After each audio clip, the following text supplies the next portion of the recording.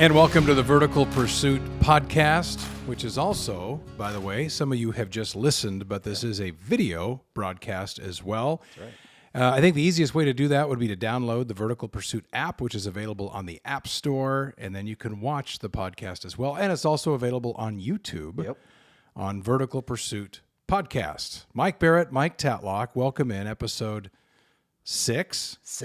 I believe. We're getting up there. And we want to thank everybody for your comments and through the first 5, and appreciate you spreading the word too. And as we've talked about before, this is a podcast kind of unapologetically designed for men, but we've found most of the comments so far and most of the outreach, as not unexpected, has been from women. That's right. Saying, thank you. I'm going to make my husband listen to this. Yeah. Not that we hope that she'll have to make her husband listen to this. But we found that it is kind of hit a sweet spot, I think, and something kind of necessary for men today. And we're going to get into some of that today. Yeah. Well, and I think you're right. It's funny. I mean, 5 episodes in, and we have so many women responding, saying, thank you. Even women are saying, I'm sitting down, listening or watching with my husband. Right. And we knew that reaching men, we would also be reaching women. Mm-hmm. And that's what we're all about. Right. And we've also had a lot of comments, a lot of questions about some of the sweet gear that you picked out. And so we're working on a Vertical Pursuit store. So stay tuned. That is coming up. Something that you said a couple of weeks ago, and we'll dive into the topic for this episode. We've talked a lot about isolation, and I've got a story in a little bit that is the ugly side of isolation. But I heard you say something, I think when you were preaching a couple of weeks ago at church, talking about successful people and how many times you've heard somebody say when being honored, or maybe at a retirement dinner, or even somebody who's speaking at their wedding, say, I'm only here because I was surrounded by great people. Mm-hmm. And oftentimes people do give that credit at those times, but it got me thinking about, as we think about isolation and as we talk about isolation, I talk to so many guys about isolation.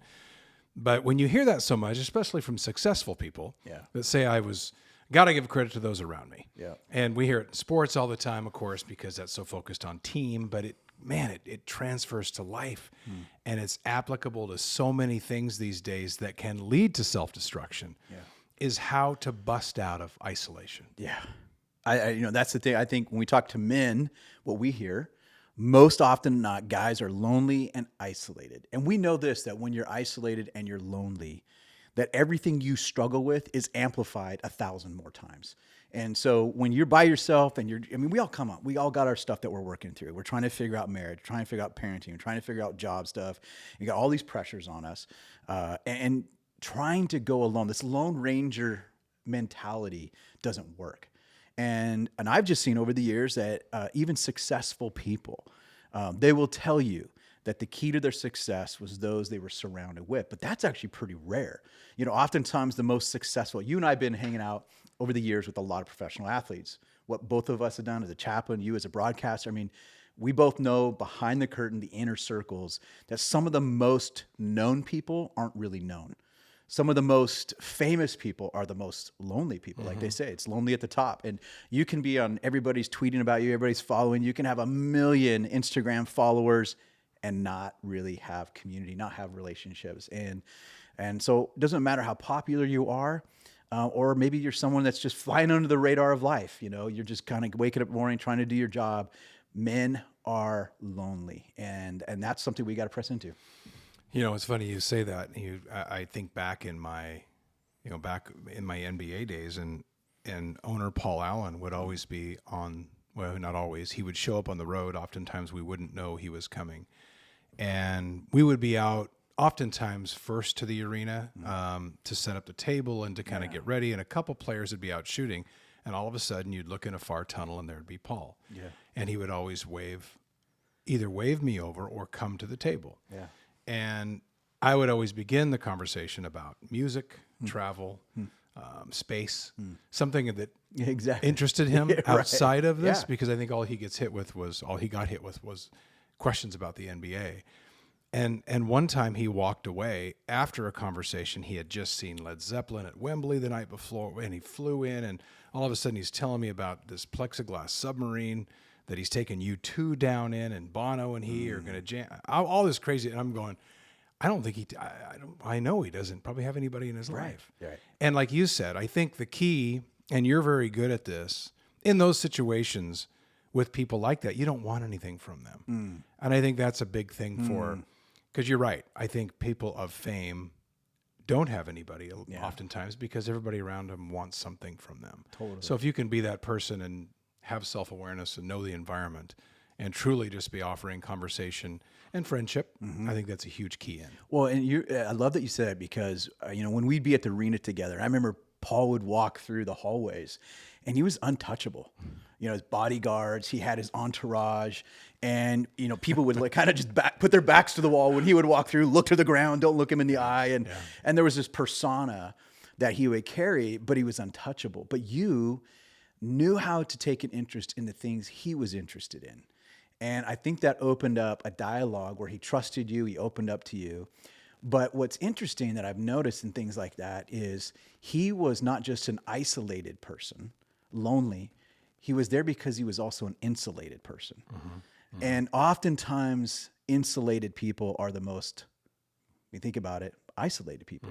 Because when you're insulated, you're putting up all these guards. I don't want anybody getting near me. Everybody wants something from me. Who do I trust? So you have these barriers. And that's why I think, especially professional athletes, everybody wants something from you. Whereas you didn't want anything from Paul. You wanted something for him. And I think he saw that. And he's like, wow, Mike's here. He's actually pays attention to my hobbies. And he actually can have a smart conversation about those things. And I think he was dying for that. And I think that kind of represents a lot of men. A lot of men are insulated, and because they're insulated, they're isolated and they're guarded. And we all put up those insulations, which we'll talk about, I think, in a little bit here. But you were able to break through that insulation. It's funny, stuff always comes up on this that I had no intention of talking about. But you say that. One time Paul came in for a draft. He would go on camera once in a while, and this is pre-draft when he would do an on-camera thing. So we went into an office at the practice facility, and he arrived, and I was all set up to do this one-on-one interview, and his PR people were with him. And he sat down, and I said, and I had been paying attention to what he was doing, and they had just found a Battleship, he and James Cameron. No way. So he sits down, and they roll, and my first question is, tell me about the Battleship. And he said, and his PR people are going, what are you doing? And Paul gets bright-eyed and starts telling me about how he and James Cameron are hanging out of this helicopter, filming this battleship, trying to shoot down to the spot they found the Battleship. We go on for 10 minutes like this, and my guys are going, they're just burning tape. We're not using any of this. I said, that's not the point. Now, Yeah. And then I said, now tell me about the draft. And then he was lubed up and ready to talk. He did fire me after the 2016 season, just if you're wondering. But I always got along great with him, and I had no bitterness. And I think the reason I wanted to talk about isolation is this is just last week. A guy locally, and I don't want to go into detail too much about it. I don't want to break confidence with the family. I didn't know him, really. I had met him, and he'd been around. Took his life. And this was a guy who was, just father of the year, coached every team, coached at the high school. He's got sons in high school, great athletes, great family. And I ask, so I do have a friend who was a very good friend of his, and I was talking to him on the phone, and obviously the whole community was heartbroken. And I didn't mean to ask the stupid question, but I asked the question that so many people ask: did you see this coming at all? Why? Was there marital problems? He said, no, not at all. And he said, well, and then he kind of wrapped by saying, I guess he was in a dark place. And then he said, not even knowing that we're doing a podcast like this, nor was it important at that moment, but he said, guys, we just don't talk about that stuff. Yeah. And I went, okay. In my head, I went, well, that's the whole reason we're doing this. Yep. And I don't know. I'm not meaning to imply that we can prevent anything like this. But I think, could somebody have gotten to him and gotten him to open up or go to that place, whatever was eating him up, to cause him, a successful guy, revered by his friends and community, and seemingly perfect to take his life in the middle of the afternoon or whatever it was, and his family has to come home and find him. I mean, the questions in my head, and those they rattle people like us, other guys, because I go, I'm that guy. I'm just like him. Right.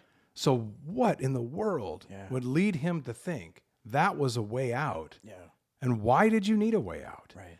So I wrestled with that since hearing that news.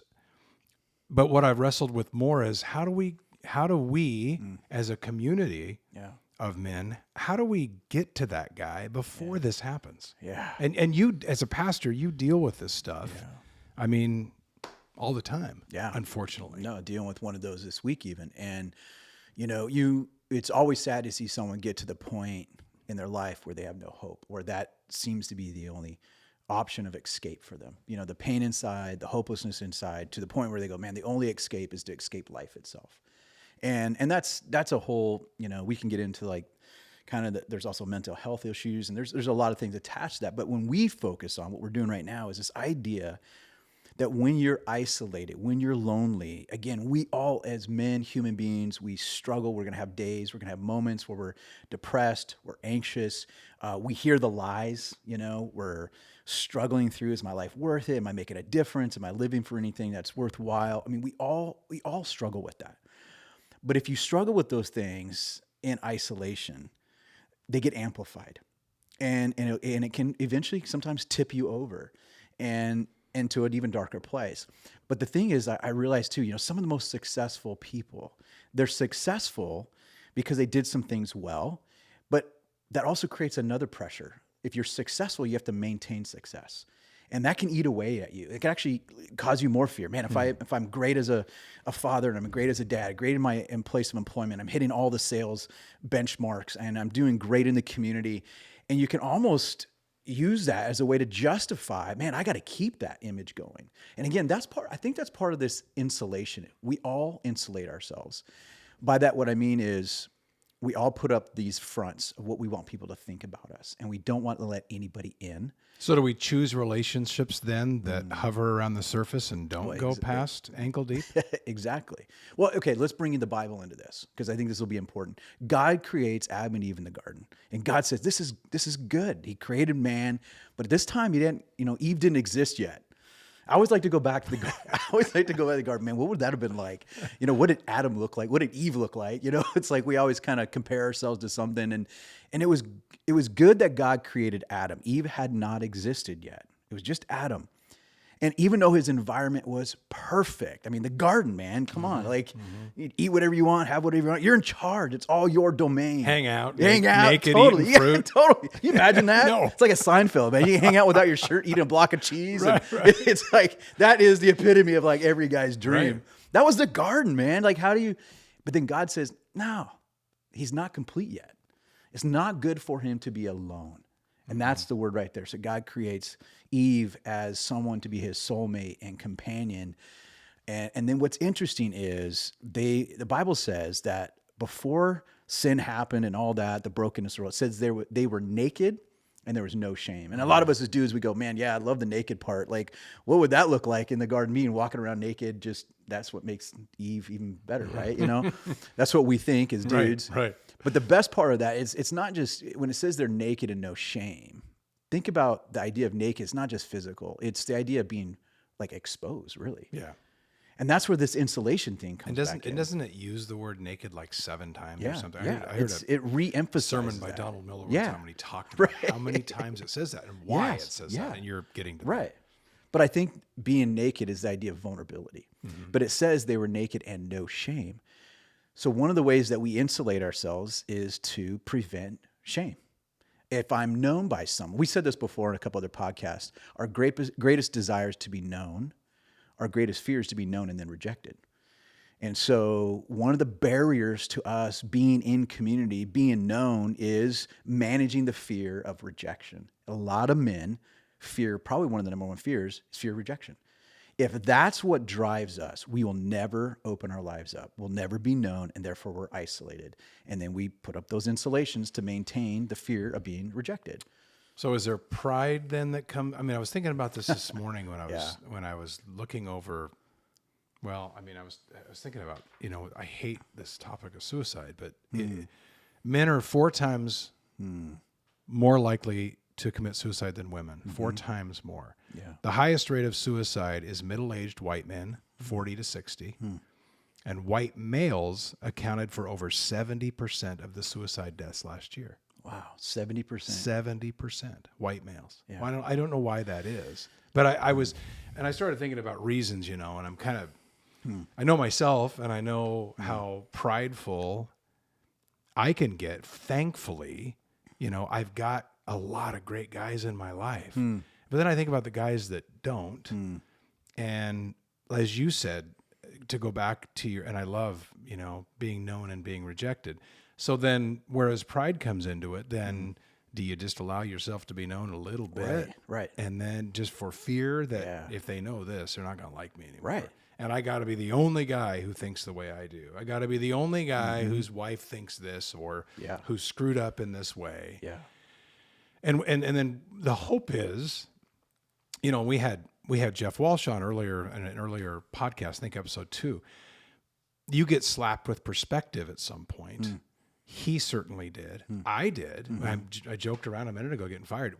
And the joke of that was, not the joke, the reality was, and I wasn't in a bad state then, nor was I doing anything wrong. I was praying for perspective at that time. Because I was in a point in my life where I'm alone, spending a lot of time in a hotel room. Yeah. NBA life, you're alone a lot. Yeah. Everybody go, oh, you're out traveling with a team. No, you're in a hotel room most of the time by yourself. Right. Unless you force out of it. So I guess back to the pride thing again. Is that what keeps, is that the struggle for men? Oh, absolutely. I think it's a big part of it. I mean, and there's something about the American mindset of the kind of, I don't need anybody, and this is total BS for men today. We have bought into an unhealthy masculinity that says, I don't need anybody. I can do this all on my own. Almost like we think somehow we've adopted this idea that if I need somebody, that's a weakness. We got to get over that. That's a pride thing. The reality is we need other men in our lives. And I think I'll press in on something even deeper. I think in our Western masculinity, we create this homophobia. And where I'm going with that is, when I went to Rwanda in 2005 for the first time, I'm walking down the street and we're having this, a country that went through a genocide. And all of a sudden, these guys from Rwanda walk up and start holding my hand, and they're walking down the street with me.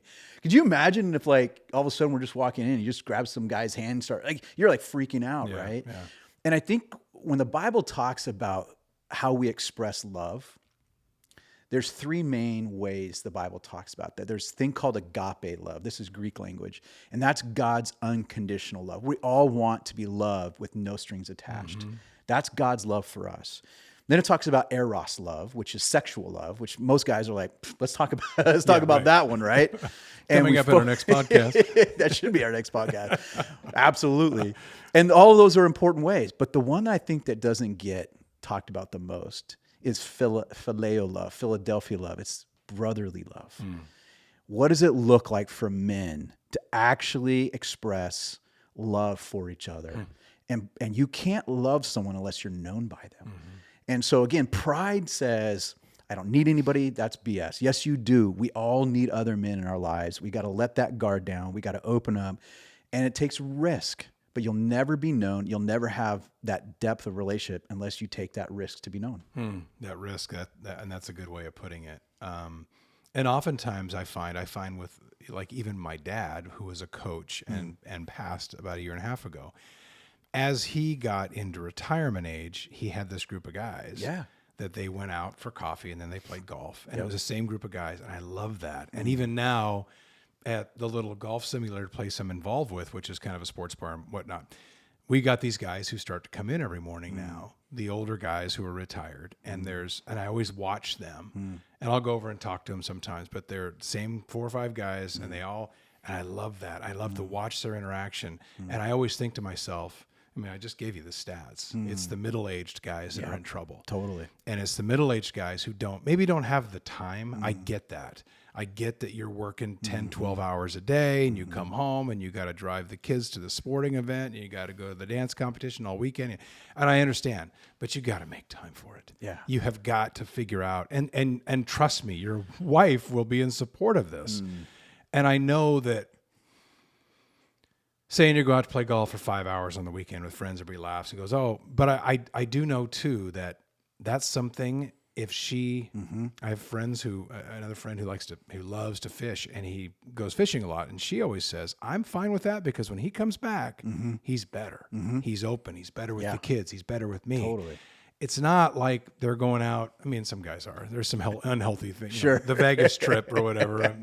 I understand it's not always a great thing. Right. But in most of those cases, that isn't your husband/boyfriend's desire to not be with you. Yeah. That's he gravitates toward and wants the affirmation of other men. That's it. And that's the heart of it right there. We talk a lot about the father wound, right? And that father wound's a deep insecurity that all men can potentially have. And it's this: do I have what it takes? And you can be in a relationship with men, again, fear that they're going to look at you and you don't have what it takes, right? That's the fear. That's the thing we're trying to prevent, is being known, and some guy's going to look down at me and judge me. And that, but when we're in relationship, you and I, we remember when we watched Band of Brothers. Yeah. We watched Band of Brothers, and that was the night we were watching Band of Brothers. I got fired the and next you got day. fired the next day. No. But who did you call? You called those of us that were we were your Band of Brothers. Yeah. And I just wonder how many guys don't have that person to call. And what's interesting about dudes, this is what's fascinating. You mentioned golfing. I tell women this. Men actually form and forge relationships. Yes, when we're looking at each other over coffee or lunch, but actually men form relationships side by side when they're doing things together.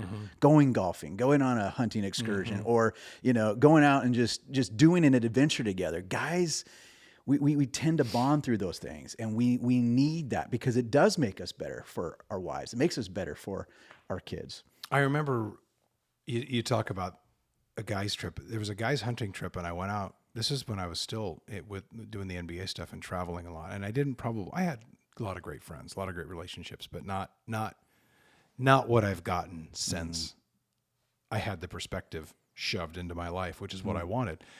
And I went out one time, and a good friend of ours, Brian, we were driving along on a side-by-side out in the middle of nowhere, heading up a 45-degree. And he goes, how's your marriage doing? And I was like, wow. And we talked, and it was good. But I mean, I thought nobody's asked me that ever before. Yeah. And then we went back and forth with that. And he was so intentional about knowing, okay, we're out in the middle of nowhere. Our phones don't work. Yeah. I mean, we're out in gorgeous country, and we got guns, and we're shooting stuff. And it's just everything you want, when you think about masculinity. Right. But yet he fired a question like that. And I went, I don't think I've been asked that ever. And how important that was at that time, and here's the other part. I don't think I would have had that had I not had the perspective that was forced into me. And again, it wasn't like I didn't have anybody, but man, I was getting eaten alive from the isolation. And I don't think I ever, I can say this, I don't think I ever would have turned out like some of the other examples I've used, but I don't know. Because those guys sound a lot like I was. Right. But thank the Lord that he asked that and that I found that. And I pray for other guys to find that same thing. Well, you said what's good is you have a guy in your life that asked you the question, went beyond the surface, right? Went beyond, how's work, which is great, and but like actually, how are you doing? You mentioned that. I just got back last week, took 3 guys on a turkey hunt, and we're getting up at 4:30 a.m. That's when the alarm was set. But both nights we were up till 1:30. And even at noon, at 12 o'clock, I'm like, hey, should we go to bed? Guys are like, no, I want to talk. They've probably never had anything like that. Exactly. Before. And they're just hungry to be able to say, man, I'm only going to get 3 hours of sleep, but man, I want to talk. I want to process these things. And I think that's the thing is we all need that. But how do we help cultivate that? Like, how do we help guys that are listening right now move into that? They could be sitting here going, great, I need that. So let's talk maybe what are some practical ways that guys can actually forge into that? Well, I think number one, I mean, and you and I are both communicators, and I think words come easy to us. That's why you're a pastor, and I did what I used to do, and I still, to some degree, do a little bit of that stuff. But stuff comes out easy, and to some people, it doesn't as much. But I think the example I gave a minute ago, it was just a question. It was just Brian just asked me a question. Hey, how's your marriage? That was it. It wasn't some huge setup. It wasn't judgmental. So I think questions. Yeah. And we know that we've got another friend who we've been out there with who comes with a list of questions. Yeah. Great question. Just writes down Yeah. 10 questions. Yeah. And he says, sometime over the weekend, I'm asking everybody every one of these questions. Questions like, what's your greatest fear? Yeah. What's your greatest dream? I mean, just real personal questions. Basic stuff. Yeah. And they even started that one time favorite movie. Yeah. They get the ball rolling like that. And again, it's being intentional and going with a game plan like you would Right. for a sport or whatever you're doing. And that part dumbs it down a little bit for those who don't have that ability to maybe come up with some biblical, big, deep question. It's just the little stuff that starts it off. And I notice after that, you're not going to have anybody who reacts badly to that. No. I don't think. No. And then you can take further steps and get deeper and deeper. Yeah. It reminds me too of how even Jesus, because I always come back to him as an example. Here's Jesus, fully God, but he's fully man. And Jesus in his darkest hour, he actually looked at his disciples and he's like, I don't even call you my servants anymore. I actually call you my friends. Yeah. Jesus used that language, right? But then right before he goes to the garden, his last night before his crucifixion, this passage of scripture just burns into my heart. Jesus looked at his disciples, and he had 3 guys especially that were like his tight inner circle. And he looked at them and said, hey, this is my dark hour. Come be with me. Come pray with me. And so they go up, and here's Jesus sweating blood, anxious, right? He's going through his dark moment. He asked his buddies, like, be here with me. And then they sleep on the job, right? And he wakes them up. He's like, no, I need you right now. Like, be praying for me. His eagerness, his urgency, if Jesus needed other men in his life, how much more do we? But I think there was an honest humility that Jesus had where he invited guys. He was honest. Like, I think for me, how do we practically do that? Guys that are listening right now, you got to open your life up and invite guys. Like, get past the pride, get past the ego, get past the insulation and say, hey, I'm actually going to go out. I'm going to find a guy or two. Could be a coworker, could be somebody from my neighborhood, whatever. And I'm going to say, hey, I'm going to ask you, I'm going to invite you. Would you spend time with me? I mean, I think guys got to just invite others in, be honest and say, hey, I need someone in my life. Would you be willing to be a part of that? Like, just put that on the table. It requires risk, but if you risk nothing, you'll gain nothing. And I love that you set that up because the Great Commission is what I want to talk about in our next podcast. So it was kind of a perfect segue. And what I also want to talk about in our next podcast is spiritual warfare. Yeah. Because I think that relates to this, and we could have married that with this, but it's too much. And I wanted to have it stand on its own because this one was, this is not one of those fun ones, especially when you're talking about suicide. But I think, and from what I've learned from you and your experiences, and you get a lot of these stories because a lot of people come to the pastor, not only for a funeral, but also for desperate times of need. It's that piece of isolation, and how do we bust out of that isolation? That's it. Yep. So we thank you for listening to and watching the Vertical Pursuit podcast. We encourage you to subscribe to the podcast. We are on Spotify, iTunes, YouTube. You can download the app from the App Store. It is Vertical Pursuit. You can watch it because it is a video podcast as well as audio, and we will see you next time.